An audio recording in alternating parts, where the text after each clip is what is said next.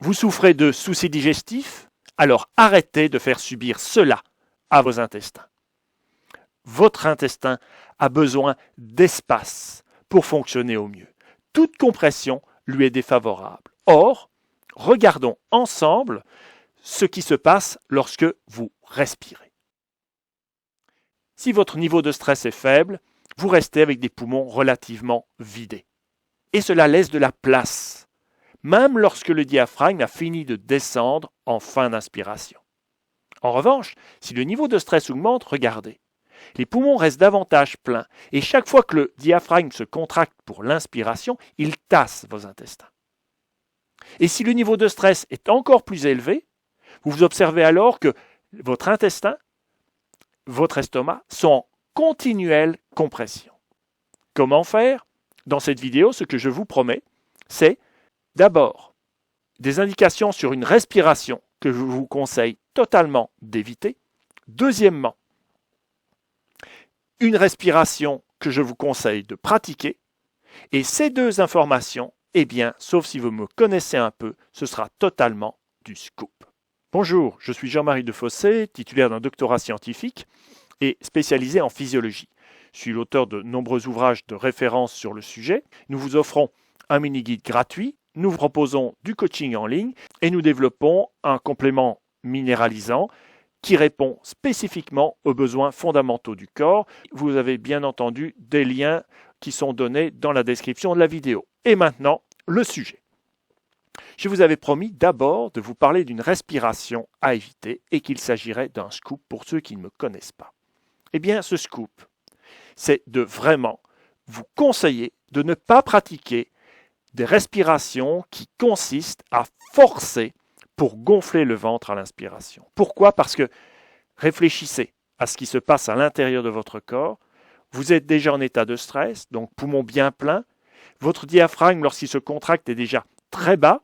Et malgré cela, vous allez forcer pour inspirer, pour pousser votre ventre en avant. Bien entendu, cela va induire une compression supplémentaire au niveau des intestins. Dans une autre vidéo, j'expliquerai quel est l'avantage, le petit avantage de pratiquer ce type de respiration où on force pour gonfler le ventre. Mais sachez que c'est une technique qui n'est aujourd'hui plus d'actualité. Il y a 10 ans, il y a 20 ans, quand les gens étaient moins stressés, ok. Mais aujourd'hui, la majeure partie des personnes vivent avec un haut niveau de stress. Ils ont des difficultés à vivre autrement que poumons pleins. Et là, il y a assez d'inspiration. Si vous avez des doutes par rapport à ça, écoutez. Regardez encore ce schéma. Regardez les animations que j'ai présentées en début de vidéo et observez. Lorsque vous poussez pour gonfler le ventre, à ce moment-là, il est évident que vous poussez avec votre diaphragme sur les intestins, que c'est eux qui vont faire sortir le ventre en avant. Nous sommes donc bien dans une dynamique de compression. Lorsque vous essayez à l'inverse, lors de l'expiration, que ce ventre rentre, vous allez avoir tendance à contracter les abdominaux et à nouveau, vous allez comprimer les intestins entre les abdominaux et le diaphragme qui peine à remonter parce que vous êtes stressé. Et donc, à nouveau, vous serez encore dans un état de compression. Alors que c'est peut-être justement là la source de votre problème.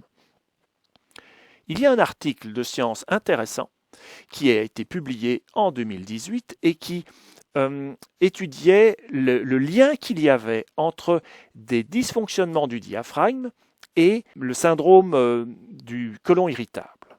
Très intéressant. Et qu'est-ce qu'ils observent? Ils observaient que chez beaucoup de personnes qui avaient ce symptôme de l'intestin irritable, eh bien, il y avait une dysfonction de la coordination diaphragme-muscle abdominal, qui donnait justement lieu à une respiration qui était continuellement de type le ventre gonfle à l'inspiration. Et la conclusion de ces auteurs était que probablement cette manière de respirer causait une dyspepsie, c'est-à-dire des problèmes digestifs. Donc, mon conseil est de cesser de pratiquer cette respiration. Si on vous l'a apprise et que vous l'enseignez à votre tour, je ne veux pas vous blesser ici, mais réfléchissez à la situation dans laquelle les personnes se trouvent. Et ici, je vais vous proposer une méthode de remplacement qui, au lieu de travailler sur le compressif, va travailler en état de non-compression.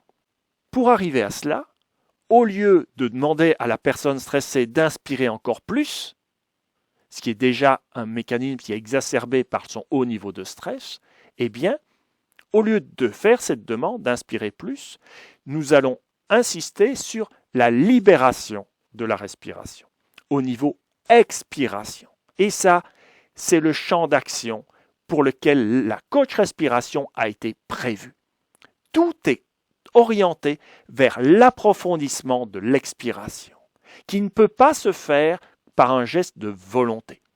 C'est donc plus complexe, ça demande de la détente, du lâcher-prise et en fait de travailler sur une réduction de l'ensemble des stress auxquels le corps est exposé. Que ce soit des stress de carence minérale, des stress de dysbiose parce qu'il y a un problème au niveau des intestins, que ce soit du stress nerveux bien entendu, ou du stress inflammatoire parce qu'il y a une infection ou une inflammation latente, et d'autres stress, tout cela va contribuer à réduire votre capacité d'expiration, qui est déterminante, je le montre dans d'autres vidéos qui ont été publiées, déterminante de votre vitalité, votre espérance de vie. Donc, la coach respiration, faites confiance en cette technique du point de vue de sa pertinence pour travailler le rétablissement de votre capacité d'expiration profonde, ce geste de vie. Comment faire? Eh bien, la première chose, et c'est vraiment important, c'est d'arrêter de considérer que votre corps respire mal et que du coup, vous avez le droit d'essayer de modifier son schéma respiratoire sans rien entendre de ses besoins fondamentaux qui sont soit comblés ou non. La première chose, c'est d'apporter à votre corps les minéraux dont il a besoin.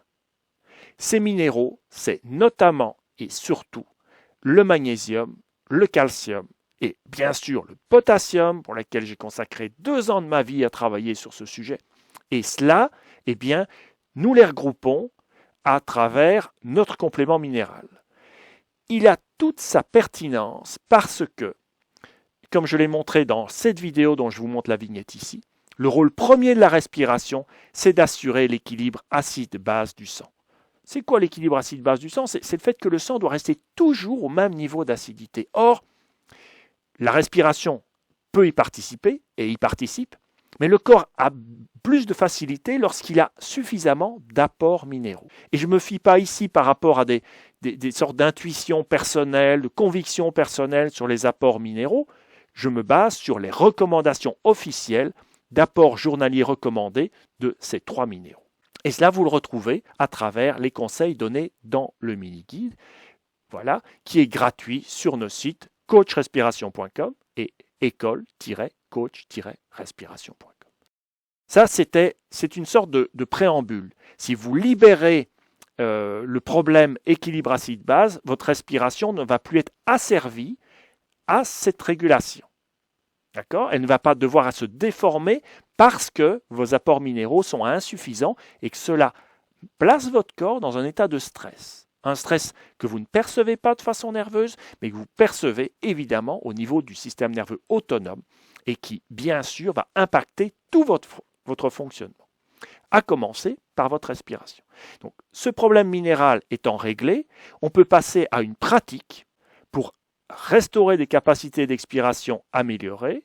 Eh bien, voici, et c'est un scoop. Je n'ai parlé de cette respiration nulle part avant.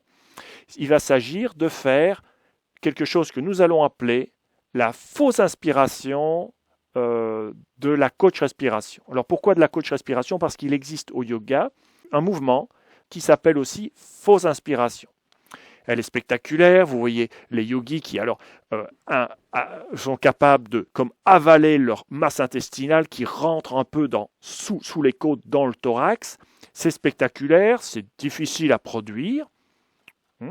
Et surtout, l'insistance est mise sur ce mouvement. Nous allons faire un mouvement de fausse inspiration, qui est un petit peu pareil, mais moins puissant, et nous allons toujours l'enchaîner avec une expiration derrière. Voilà pourquoi coach respiration. Je vais vous expliquer maintenant comment faire. Comment pratiquer ce mouvement respiratoire afin de vous faire énormément de bien. Qu'est-ce que vous allez faire grâce à lui? Vous allez détricoter le fait que le stress vous place poumon plein et qu'une fois que vous êtes poumon plein, quand vous inspirez, vous écrasez vos intestins. grâce à cette respiration, ce mouvement respiratoire, très exactement, vous allez pouvoir vider davantage vos poumons et recommencer à ventiler à un autre endroit de votre corps. Non plus poumons pleins, mais poumons semi-vidés ou davantage. Comment faire? C'est tout simple. Vous vous détendez. Et là, vous vous dites que vous libérez un soupir d'aise, comme quand on a fini une journée et qu'on est content de ce qui s'est passé. Jouez les acteurs et laissez-vous expirer d'aise. On va appeler ça comme ça. Vous expirez tranquillement d'aise par le nez. Un grand soupir. Et si c'est plus facile pour vous, vous pouvez le faire par la bouche. Vous vous laissez expirer d'aise. Et là, vous suspendez votre souffle en fermant la bouche, en bouchant les narines. Et à cet instant, vous allez essayer d'inspirer alors que votre bouche est fermée et vos narines sont pincées. Vous allez me dire, c'est pas possible. En effet, l'air ne pourra pas rentrer. Mais nous allons créer une force d'aspiration à ce moment-là, qui a pour but, non pas de lever les épaules, comme je vois parfois faire, ça ne changera rien à votre espace pulmonaire, mais qui aura pour but d'ouvrir le bas de votre cage thoracique. Pour cela, vous allez donc relâcher votre ventre et essayer d'inspirer très fort, comme si vous deviez aspirer par exemple du miel à travers une paille. Ce serait très dur, parce que le miel est très épais et ça refuserait de monter dans la paille. Vous devriez tirer très fort. Donc, si on reprend le soupir d'aise, je bloque les narines, je ferme la bouche et je cherche à inspirer quand même, et cela donne une ouverture. Cette ouverture, je la fais doucement. Je laisse grandir, je laisse redescendre, et puis qu'est-ce que je fais? Je réexpire. Ça consiste donc à enchaîner 2 expirations. Une première d'aise, je bloque, nez, bouche, je faux inspire, je réexpire. Et là, je vais me laisser inspirer, mais juste le volume que j'ai libéré à la 2e expiration. Et je réexpire. Pareil, je me laisse inspirer ce que j'avais libéré à la 2e expiration. Et je réexpire. Vous avez compris l'astuce? J'étais poumon plein. J'ai poussé un soupir d'aise, mes poumons sont vidés un petit peu. Si je n'avais rien fait, j'aurais de nouveau inspiré et gonflé à nouveau mes poumons. Et là, ce que nous avons fait, c'est qu'au bout de la première expiration où mes poumons s'étaient vidés un petit peu, j'ai étiré mon diaphragme en ouvrant mes côtes basses grâce à la fausse inspire. Cet étirement du diaphragme va avoir pour effet, lorsque je vais le relâcher, de lui permettre de se décontracter davantage et de me permettre d'expirer un peu plus. Et ensuite, je me mets à respirer avec des poumons un peu plus vite. Je vous propose de le refaire ensemble. 1, 2, 3. J'expire comme un soupir d'aise, par le nez ou par la bouche. Je bloque nez-bouche. Je faux inspire en douceur. Je relâche. Et là, je réexpire autant que cela m'est possible. Et ensuite, je me laisse inspirer, mais juste l'air que j'ai donné à la 2e expiration. Et je réexpire. Et je vais garder de façon volontaire ma respiration sur cet autre espace respiratoire qui est à l'intérieur de moi.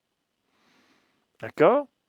Voici cette pratique qui peut énormément vous faire du bien et vous allez me dire, mais quand la pratiquer? Eh bien, vous la pratiquez chaque fois que vous y pensez. D'abord, chaque fois que vous sentez que vous avez la pression qui augmente, ça vous fera du bien. Et puis, chaque fois que vous pensez à vous faire du bien, parce que vous allez là décompresser considérablement vos intestins et réapprendre un petit peu à votre corps à respirer moins stressé. Mais il ne le fera de façon durable que si vous écoutez aussi ses besoins fondamentaux en minéraux. Écoutez, voilà, vous avez tout appris sur cette première partie, sur SOS intestin, quelles sont les respirations à éviter, et ensuite la respiration à pratiquer et l'importance des apports en minéraux. Cette vidéo est terminée, je vous souhaite le meilleur pour vous.